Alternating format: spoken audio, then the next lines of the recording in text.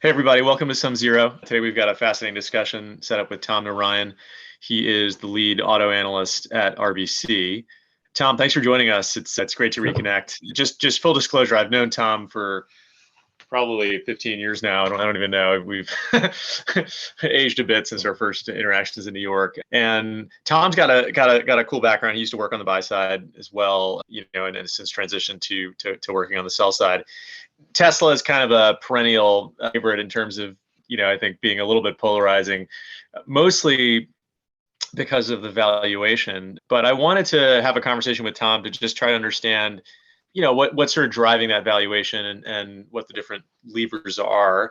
Tom, you put out a note where you kind of break down the various components of Tesla, kind of robo-taxi, FSD, the car business, et cetera. The market cap of the company right now is something like $815 billion. So it's getting closer to that $1 trillion mark. It's still off of its all-time high back in 2021, but fair to say it's a pretty high multiple name. Why don't we start with just kind of like your big picture sort of view on the company, and then we can drill into some of those verticals, later in the conversation. Yeah, sure. So, I mean, at a high level, this company had made bets a long time before the legacy guys did. And specifically, it was electrification, right? So when they made the bet on electrification, I think battery costs are around what, $2,000 per kilowatt hour. Now they're, closer to, I don't know, 100, $200. And so the timing of that, they called it right, and they just took a bet that it would work and bet a lot of money, put a lot of money against it. Then you got to give them a lot of credit for it, but the timing worked out really well. And it was a lot of clean sheet thinking, right? This legacy, this industry, the auto industry, is one that has been around for a while. There's not a lot of innovative thinking, and this company came around and completely kind of flipped the script on electrification. In addition to that, there's also thinking of the next big leap in this industry, which is this autonomy piece.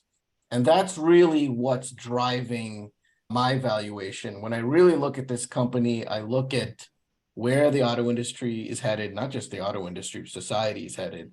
And autonomy is a big piece of it. And I look at the players, it's not just Tesla, by the way. There are a number of folks who are going to, I think, capitalize on autonomy.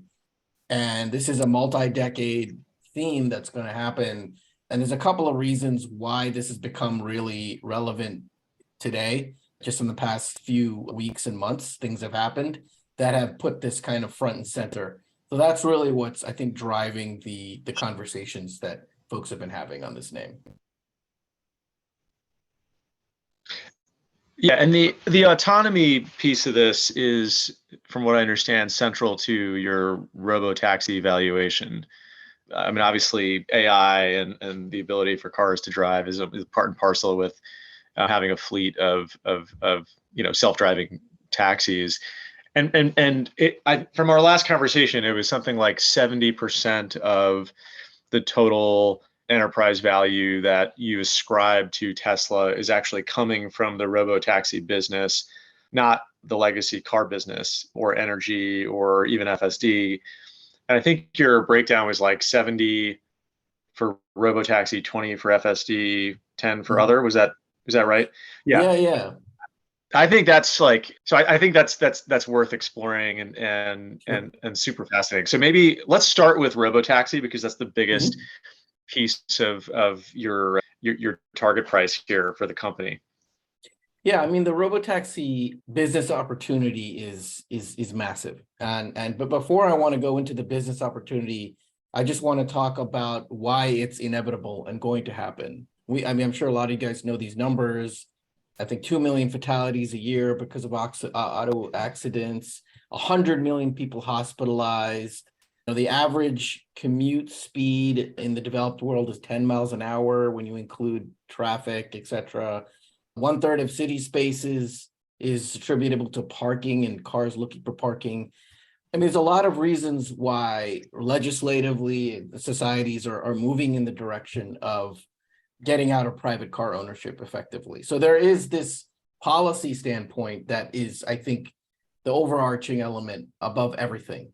Beyond that, from a business perspective, if you just look at private car ownership, what it costs, I mean, a private car is used, what, like 5% of the time, 95% of the time it's just sitting in a garage or whatever.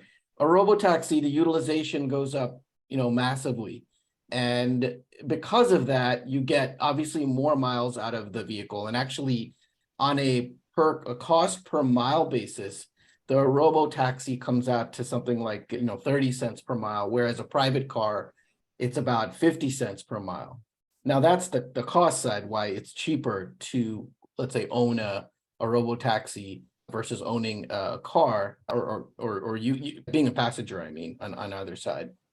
But then beyond that, if you look at the revenue side of the equation, look what people pay for an Uber ride. It's like $1.80, $1.90 per mile. Now, if you take out the cost of the drive, people are willing to pay for that, right? You don't have to deal with insurance, accidents, cops chasing you around, Divya, all of this stuff, and oil changes, etc., parking. And as a result of that, people are willing to pay $1.90 to do an Uber. Now, obviously, attach rate's really low right now because $1.90 is not really cheap, but people are still willing to do that in urban areas. So now what happens if you eliminate the driver entirely? That's 45% of what Uber pays, its cost goes to the driver. If you take that out, now you're like, what, 90 cents or something per mile. 90 cents is still a lot higher than the cost of operating a robotaxi, which is 30 cents. So all of that left is all margin. It winds up being wildly profitable to run this business. Now you've chopped the Uber rate in half almost. So demand should spike in terms of people wanting to use the robotaxi. And we think that it'll gravitate towards 80-90% of folks who, can use it, don't want to have a private car, live in urban areas, have a propensity to switch, etc. But you will have a huge number of folks substitute private cars with robotaxi use as the cost for them comes down, which is the fare. But there's still this like 54% margin that the robotaxi operator makes. So the economics of this business are tremendous. And we think consumers will in aggregate be paying more for robotaxi service than they would using a private car. So like the overall pie of revenue for autos goes up because of robotaxi, because it's increasing the kind of utility for consumers so much. And we've seen that in several other industries. So that's really the argument here. It's a lot more profitable. The auto industry today, making cars like 10% EBIT margins. These things could be 50% EBIT margins, right? And people are willing to pay more because they have to deal with the headache of owning a car. There's so much data out there that shows that people are, look at the driver's license owners from 1970s to today in the US, 16-year-olds, the same population cohort, fallen off a cliff. So there's a structural movement away from private car ownership. So all of this kind of plays into, if you believe in this theme that we will have robotaxis because of the policy argument, because of the economics argument, you can just see how the numbers play out.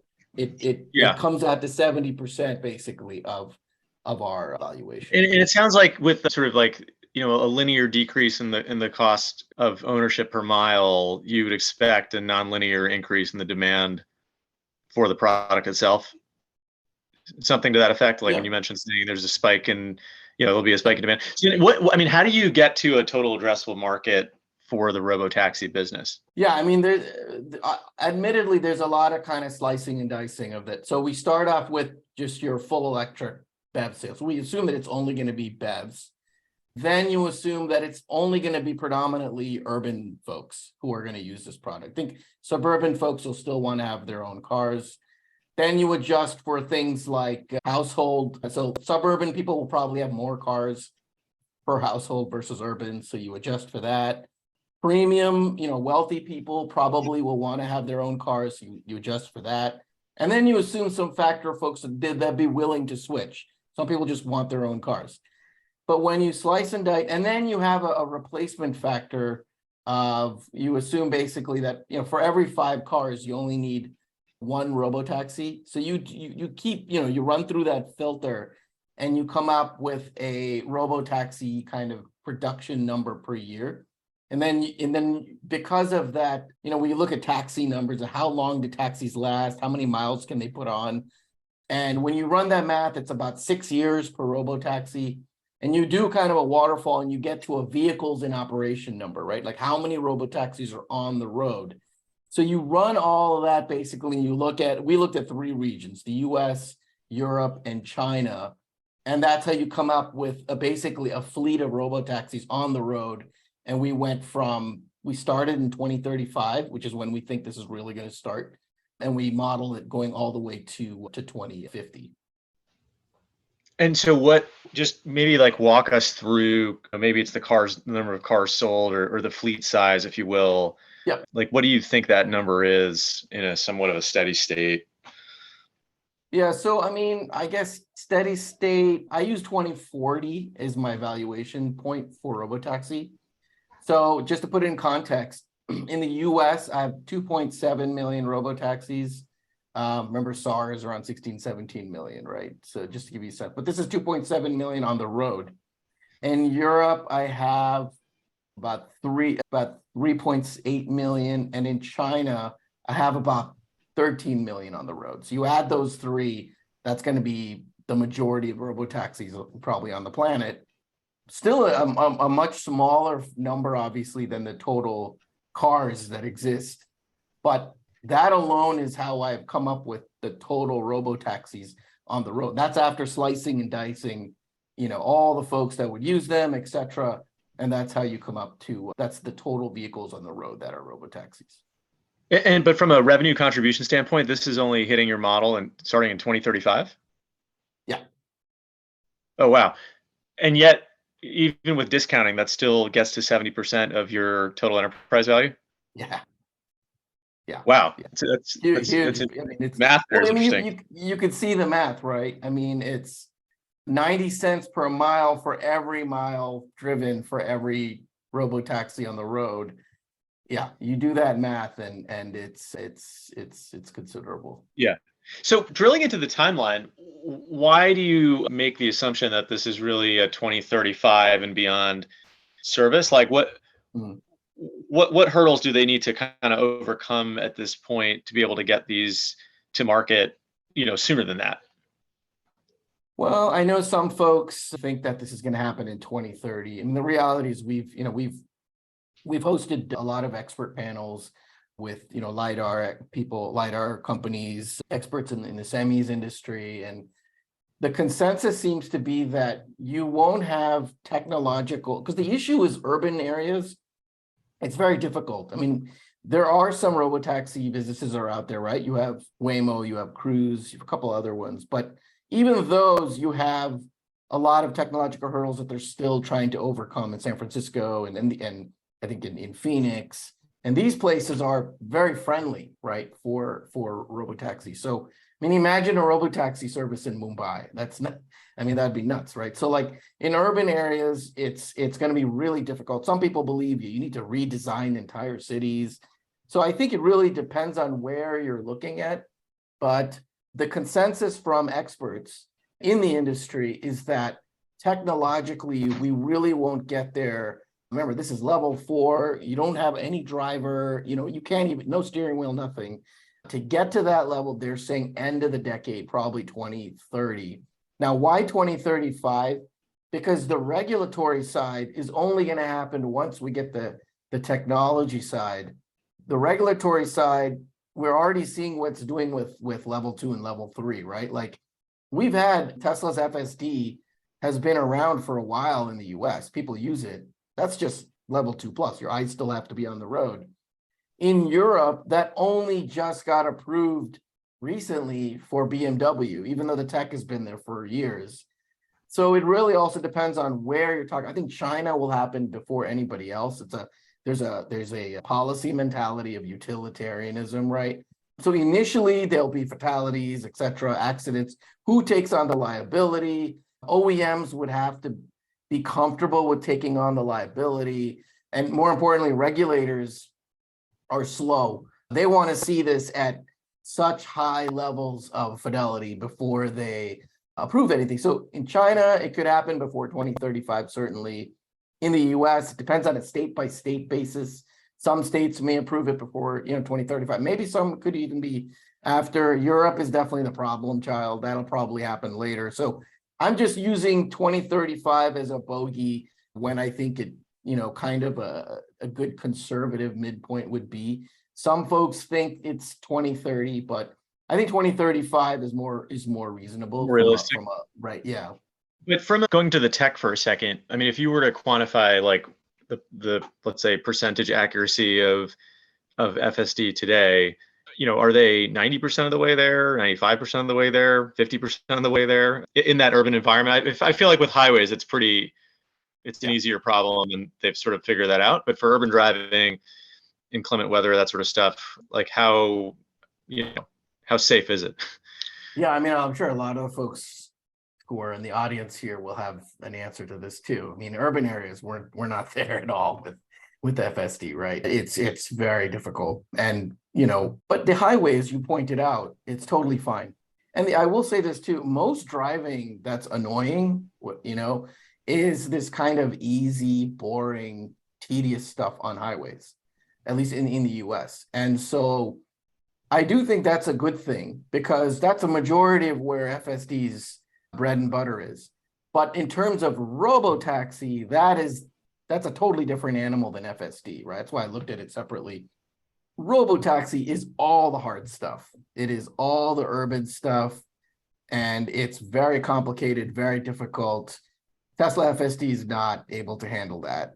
Even we've heard of, GM Cruise getting stuck in San Francisco and blocking emergency vehicles, and SF is a lot easier city to navigate than a lot of other cities. So I think that's going to be hard, the urban areas, but suburban, that's why FSD is going to happen very quickly, and it's happening now as we speak. But robotaxi, I think there's still a long ways to go before it gets there. And there's also some technological hurdles of like, it's kind of like the more, if you build it, they will come. And then the problem is like it's okay to have a robotaxi, but when the robotaxi is driving amongst non-robotaxis or people and dog and bicycles and all that kind of stuff, that's what messes things up. But the thought is that over time, as cities develop around robotaxis, like the city itself will change. And that in of itself makes things safer. So it's kind of like a self-fulfilling prophecy. Like, are you expecting bike lanes for robotaxis or something to that effect? I mean, that's not a bad idea, right? So geofence it more. And we've even heard of stories about how you could have a kind of a home base somewhere where if something's wrong with the robotaxi, like it doesn't know what to do, that's what typically happens, by the way. It gets stuck and a human being would just figure it out. Oh, that's just a paper bag. I don't know. But you could have like a headquarters somewhere where, control center where people can just take over and remote control the thing, So there's solutions out there. You could have like a separate lane, etc.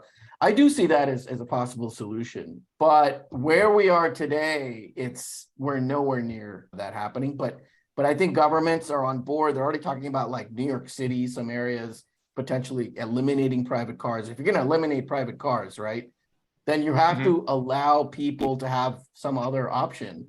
So the governments are going to have to step in and provide solutions, dedicated lanes, control centers, all these sorts of things.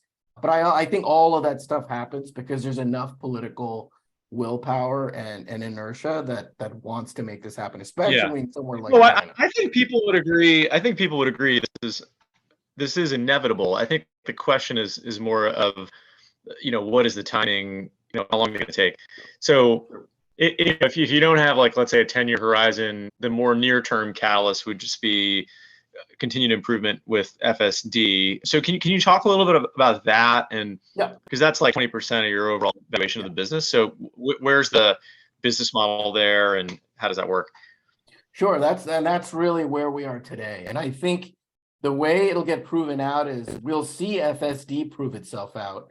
And then that will make people more comfortable with the idea of robotaxi. So FSD right now is a level 2+ offering. which means your eyes have to be on the road, but your hands don't have to be on the steering wheel. And that's a huge innovation in driving today. They're not the only ones that have this, right? You have Ford has Blue Cruise, GM has Ultra Cruise, BMW just unveiled their thing. I just test drove it yesterday. It was pretty cool on the Autobahn. And so you know, companies are starting to come out with their different level 2+ options. The thing is, Tesla's FSD has the most miles already on the road. It has the most data points. Is it the best product? I don't know. I mean, I thought this BMW thing yesterday was pretty good. They're using Qualcomm. They're doing it a different way. So by no means is my argument that these guys are going to have the only level 2+ and everyone's going to use Teslas. That's not the point. The point is today they have a $200 a month product and probably something like a 5% attach rate, which is very low. Now, I believe, and I mean, the company's pretty much said they would, is their goal is to get as many cars on the road that they can penetrate with FSD. In other words, not only Teslas with their full self-driving, is what they call it, their FSD software, but other OEMs licensing their software. And I think that is actually where a lot of the value is too. I actually don't have them selling a ton of cars. I know Tesla thinks they could sell like 20 million cars. I don't believe they will. I think they'll sell about 5 to 6 million per year, which is a decent number. And what happens is they'll put FSD they'll drop the price to like $50 a month from $200 a month. Is that your prediction, or is that something they've said that they want to? It's my prediction, but it's not one that they've shot down. Like I brought that up with them and they're like, yeah, it's certainly reasonable. I mean, $50 a month is what you pay for high-speed data. And that's like 80-90% penetration in the developed world. I think this is similar to that because what'll happen is the same thing happened with rear view cameras. Initially, they were like a luxury device. But what wound up happening is government started noticing that they had huge safety benefits, and they started mandating that automakers, any new car now has to have a rear view camera. I think a lot of these level 2+ features, well, they'll start noticing accident rates come down, you know, safety benefits. They will mandate it, I think, or some places will start mandating it. That will definitely drop the pricing, but will dramatically increase the attach rate. So the way I run my math is to show that I think in North America, Tesla itself, their own cars, obviously, I think they'll reach like, you know, a decent penetration level for FSD on their own cars. But also, I think they'll be able to license the FSD to other automakers.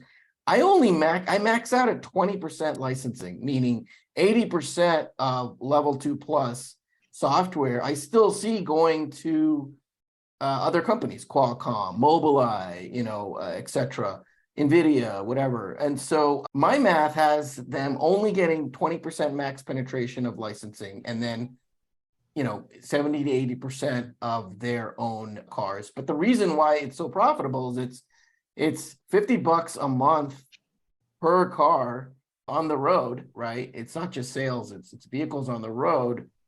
And in where they're licensing it, I'm actually assuming a 50-50 revenue share, you know, which is, I think, pretty conservative. And yeah, when you run that math, and remember, these are software businesses, so the margins are massive, right? 60, 70, 80% margin. So like when you run this, that's coming up to effectively, 20% of my valuation. On the software licensing, would they have to somehow make that software compatible with whatever hardware those other OEMs are putting in their cars? So like if I'm Mercedes, I've got maybe a different camera system than what's on a Tesla. Would Tesla software for FSD work on a Mercedes, or does that all have to get retooled? What does that integration look like? I mean, Mercedes is probably not a good example because they're already going their own way with NVIDIA, etc. So I'm looking at more of the mass market guys who have not gone in the direction at all so far. Subaru? Yeah, exactly. The Japanese players or some of the mass market guys, Renault, Stellantis, I think maybe doing some stuff with Qualcomm. But so there's definitely some like mass market brands that don't have solutions. I mean, So far, the only ones really doing autonomy are the premium guys, right? We mentioned Mercedes and BMW. Tesla is really I guess Ford and GM are doing it too, but so Tesla's really the one that they're moving away from premium, obviously, and moving way more to mass market. In fact, they're discussing, as I'm sure everyone here knows, there's a new model that they announced they hinted at the shareholder meeting, two new models that are they claim could hit 5 million a year volume. I think it's going to be more like 3 million. And it's this, let's just call it Model 2, this $25,000 car. So the idea is, and in fact, my modeling for my analysis has that car at 0% profit, just no EBIT contribution at all. But what happens is they use that as a Trojan horse to push FSD through. And I think similar type of kind of lower end cars will, I think they're more likely, especially if these are razor thin margins, mass market cars. They don't want to throw a bunch of money at software. Why not license it directly from someone like Tesla, who's already proven it works? Let's say with this Model 2, we've already seen what Tesla's done on charging infrastructure, partnering with Ford, GM, and Rivian, and I think somebody else just joined recently. They are kind of more on this like open source of doing this kind of stuff. So I think there's a reasonable argument there that they are able to license to folks who really haven't explored autonomy as aggressively yet. But yeah, those folks, those premium guys who already have that, are already on their way, they're probably not going to use Tesla. On the supercharging network, I think it might have been Volkswagen, but that just joined. But have they talked about what the economic split would be on other OEMs using the Tesla network? Not really. I mean, basically, there's a very narrow spread, right, between kind of the electricity price that they pay versus what they charge. I think some folks have come out with some big numbers on that. I personally don't think that this is really meant to be a profit center. I mean, when I spoke to the company, the way they characterize this, and if you listen to the Twitter Space interviews with both CEOs, Mary Barra and Jim Farley, in both instances, Elon Musk said flat out, like, we're also open, we want to be the Android. And he specifically references software. So I think the way to think about these deals is not really making a ton of money on the charging infrastructure. Of course, some people have come up with some interesting math to show that they could, but rather it's a way to, for lack of a better word, Trojan horse in software, specifically FSD. You're already using their charging infrastructure. Now they can license your FSD. Maybe you're more likely to go with them. I met with BMW yesterday at this event, and there was a lot that went into collaborating with Qualcomm, and then they had to throw a bunch of money in their own software for that. And if I'm Nissan, do I want to go through all that? You know what I mean? Or I just have this like one-stop shop here, boom, it already works, plug and play. Before I invest a ton of money into it, maybe I go this route. So I think that's how it could play out. What is the sort of technology lead in sort of number of years or just unit time that Tesla has versus competitors on the actual batteries, that drive these cars? Yeah, on batteries, I think their lead is undeniable, right? So I think this is 2019. They were quoted as saying that they're already close to $100 a kilowatt hour. I know at that time, Renault had said that they were at $170 a kilowatt hour, right? So you can just do the math and you can see how they have such an advantage. The other way you could see that lead, obviously battery prices have come up now because cobalt and lithium prices, or lithium specifically, is going up. Maybe it's $120 now. But the thing is that there's obviously a battery lead over other OEMs because you just have to look at their EBIT margins, right? In Q1, Tesla had a 13.5 or something like that percent EBIT margin. Ford, which has since not spun out, but broken out the economics of their EV business, posted negative 40% EBIT margin. Of course, Ford is later on with electrification, but it's no doubt that the earlier you are with batteries, and Tesla's also, by the way, vertically integrated, right? So it makes the cells with its partner and the pack in the same facility. That saves costs. There's a number of other things that they do. Obviously, they don't advertise it enough dealerships, but the big thing is the battery cost advantage they have, especially on a car, which already has really low margins, right? Like most car companies, the margins are like mid-single digit percent EBIT margins. For these guys, they're posting 13 to 14%, and they're 100% BEV. So, that I think is something where they do have a pretty market advantage. Does it mean that nobody else will catch up? No, they will, right? I mean, people are improving chemistries all the time. LFP chemistry is going to help everybody, including Tesla. That's the lithium iron phosphate, which uses less lithium, and you're going to have things like battery recycling in the future. But for the next few years, I think it'll be an advantage for these guys. And it allows them, more importantly, to chop pricing, which they did, right? Notoriously. Their Model Y now is the same price if you include TCO, cost of fuel versus electricity in the US, as a Toyota Corolla. It's cheaper than the Ford Mach-E because of the $7,500 credit and their price cut. It's cheaper than the ID4. So it's cheaper than cars that it's better than. And the reason why, and they're still able to post these really high, for our auto industry at least, 13 to 14% EBIT margins. It's the same as Mercedes. So I think this advantage allows them basically to gobble up market share. And that's how they're going to try to Trojan horse this FSD with.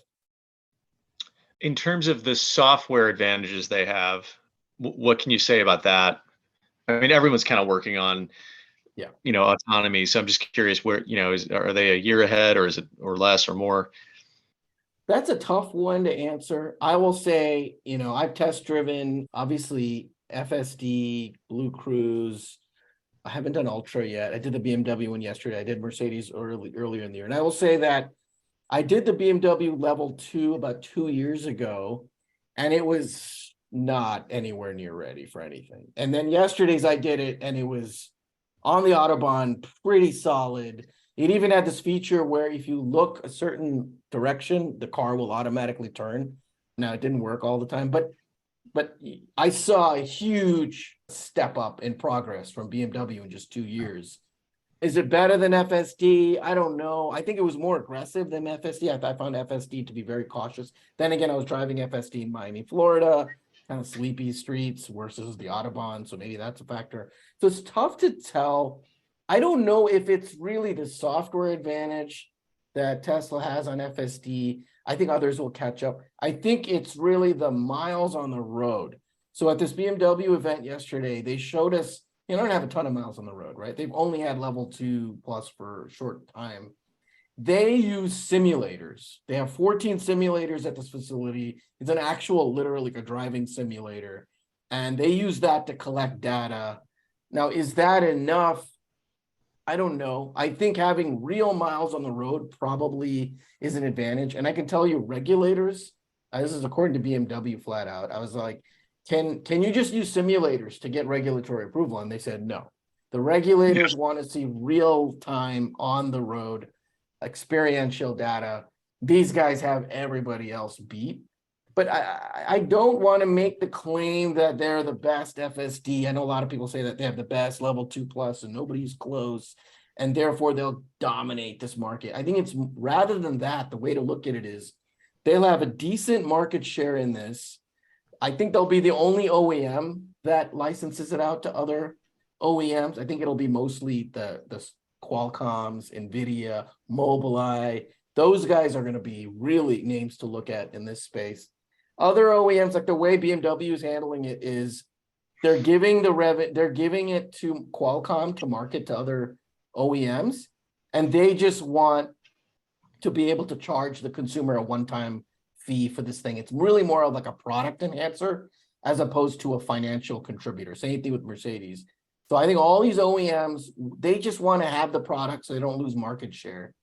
Tesla's the only OEM I think it's looking to actually license it out and make money off of it.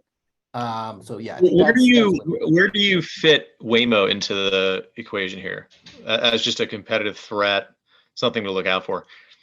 Yeah, so Waymo's just Robotaxi. So that's not FSD or anything like that. So that's all level 4. I think they're probably the most legitimate threat, if you will. And again, I don't know. There'll be multiple players, right, that do this kind of thing.